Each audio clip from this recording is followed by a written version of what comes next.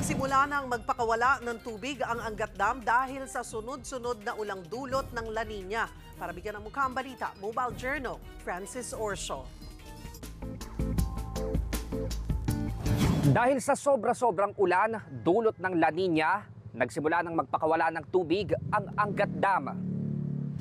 Kahapon, binuksan na ang spill gate ng Angat matapos itong lumagpas sa normal high elevation na 212 meters. At kaninang umaga, umabot pa sa 214.34 meters ang level nito. Pagpasok na itong January, tuloy-tuloy yung mga ulan dyan sa watershed ng Angat. Araw-araw umaakit elevation ng Angat sa lumampas siya dun sa normal high. Makikita natin dun sa tinatawag natin na shear line, northeast monsoon.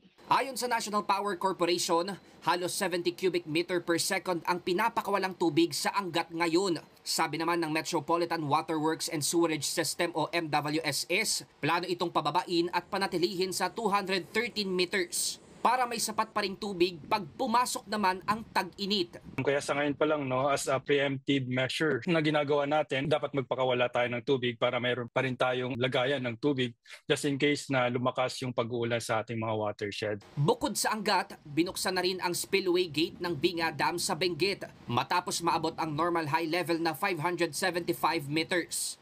Sa ngayon, parehong dumidiretso sa iba pang dam ang sobra-sobrang tubig ng Angat at Binga. Yun nga lang, sa pagtataya ng Pag-asa Hydrometeorology, posibleng hindi lang yan ang mga aapaw ngayong kasagsagan ng La Nina. Malapit na rin kasi sa normal high level ang mga dams kabilang ang Ipo at Lamesa na karugtong ng Angat, ang Buklao Dam sa Benguet at Magat Dam sa Isabela.